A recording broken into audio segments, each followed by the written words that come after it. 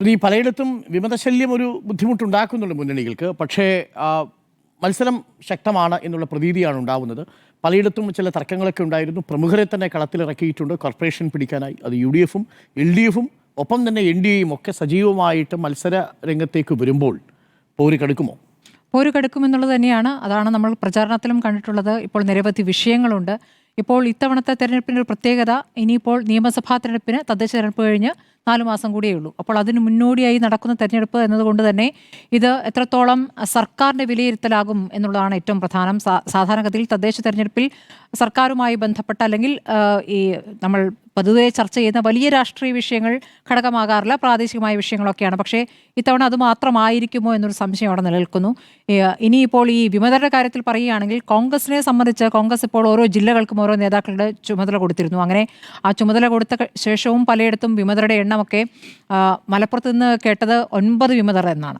കോൺഗ്രസിന് 9 വിമതർ, UDF-ന് 9 വിമതർ എന്നുള്ളതാണ്. അപ്പോൾ അത് അങ്ങനെ അല്ല, 7 വിമതർ, അതെ, 7 കോൺഗ്രസും 2 ലീഗും ആ രൂപത്തിലാണ്. അത് അവസാന നിമിഷവും അത് ആ രൂപത്തിൽ പരിഹരിക്കപ്പെട്ടോ എന്നുള്ള സംശയമാണ്.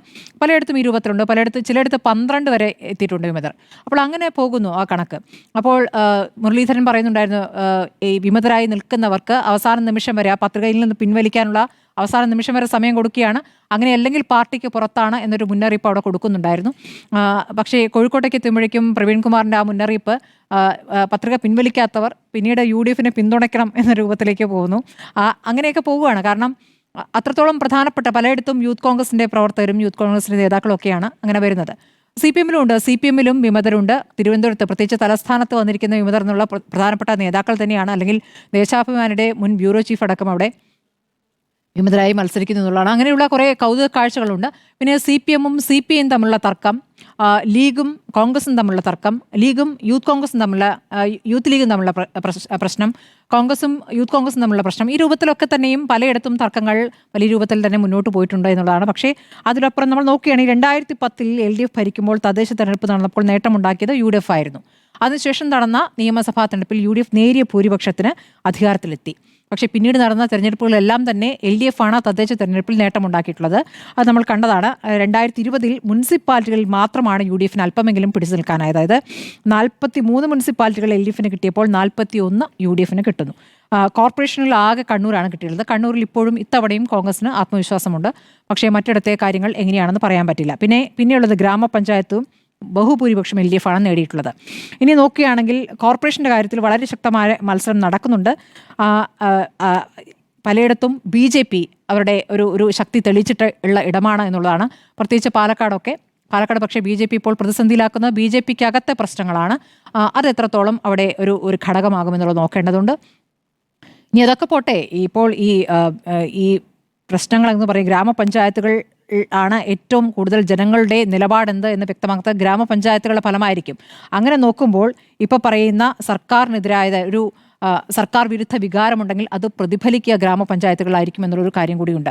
അങ്ങനെ വരുമ്പോൾ ഇപ്പോൾ കഴിഞ്ഞ ലോക്സഭാ തെരഞ്ഞെടുപ്പിന് ശേഷം ഈ നഷ്ടപ്പെട്ട ഭൂരിപക്ഷ വോട്ട് പിടിച്ചെടുക്കാനായി CPM നടത്തിയ ശ്രമങ്ങൾ നമ്മൾ പല ഘട്ടങ്ങളിലായി കണ്ടിട്ടുള്ളതാണ്. ഏറ്റവും ഒടുവിലത് ആഗോള അയ്യപ്പ സംഗമം വരെ എത്തി. അതിൽ സമുദായ നേതാക്കളെയൊക്കെ പങ്കെടുപ്പിക്കാൻ കഴിഞ്ഞു എന്നുള്ളൊരു നേട്ടമായി തന്നെ വിലയിരുത്തപ്പെടുന്ന ഒരു സാഹചര്യം ഉണ്ടായിരുന്നു. പക്ഷേ അതിനുശേഷമാണ് ശബരിമലയിലെ സ്വർണ്ണക്കൊള്ള എന്നുള്ളൊരു വാർത്ത വരുന്നതും അതിന്മേൽ പാർട്ടിയിലെ പ്രധാനപ്പെട്ട നേതാക്കളടക്കം ഇപ്പോൾ അറസ്റ്റിലായിരിക്കുന്ന കാര്യം നടന്നിരിക്കുന്നത്. അതുമാത്രമല്ല, അതിലപ്പുറത്തേക്ക് അന്നത്തെ മുൻ മന്ത്രിയിലേക്ക് അടക്കം പോകുമോ എന്നുള്ള ചോദ്യങ്ങൾ വരെ ഇപ്പോൾ നിൽക്കുന്ന ഒരു പ്രത്യേക ഘട്ടം കൂടിയാണ്. ഈ ഘട്ടത്തിൽ അത് എങ്ങനെ പ്രതിഫലിക്കും? അങ്ങനെ വിശ്വാസികളുടെ വിശ്വാസം നേടിയെടുക്കാൻ നടത്തിയ ശ്രമങ്ങൾ അത് തിരിച്ചടിയാകുന്ന രൂപത്തിലേക്ക് ആ വിഷയം കടക്കുമോ? അത് എത്രത്തോളം തെരഞ്ഞെടുപ്പിൽ പ്രതിഫലിക്കും എന്നുള്ളൊരു പ്രധാനപ്പെട്ട ഘടകമാണെന്ന് തോന്നുന്നു. അപ്പോൾ അങ്ങനെ നോക്കുമ്പോൾ സർക്കാരിൻ്റെ വിലയിരുത്തലാകും. അപ്പുറത്ത് കോൺഗ്രസിനെ സംബന്ധിച്ചും ഇപ്പോൾ ഏറ്റവും ഒടുവിൽ ഇന്ന് വന്നിരിക്കുന്ന വാർത്തയടക്കം, രാഹുൽ മാങ്കൂട്ടത്തിൽ വാർത്തയടക്കം ഏത് തരത്തിലാണ് പ്രതിഫലിക്കുക എന്ന് പറയേണ്ടത്. നമ്മൾ നേരത്തെയും രാഹുൽ മാങ്കൂട്ടത്തിലുമായി ബന്ധപ്പെട്ട വിഷയങ്ങൾ ചർച്ച ചെയ്തിട്ടുള്ളതാണ്. പക്ഷേ ഇന്ന് ഏറ്റവും ഒടുവിൽ അതിൻ്റെ ശബ്ദരേഖയുടെ വേറെ രൂപം തന്നെ പുറത്തേക്ക് വരുമ്പോൾ അതിനോട് രാഹുൽ പ്രതികരിക്കുന്ന രീതിയുണ്ടല്ലോ, അതിനോട് കോൺഗ്രസ് നേതാക്കൾ ആരും കൂടെ നിൽക്കുന്നതായി കണ്ടില്ല. VD സതീശനൊന്നും പ്രതികരിക്കാതെയാണ് പോയത്. പക്ഷേ രാഹുൽ മാങ്കൂട്ടത്തിൽ അതിനോട് പ്രതികരിക്കുന്ന രീതി അതൊരു വെല്ലുവിളിയുടെ ഭാഷയാണ്.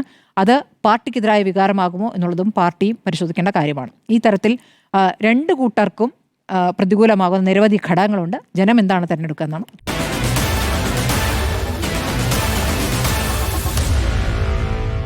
Meet the editors.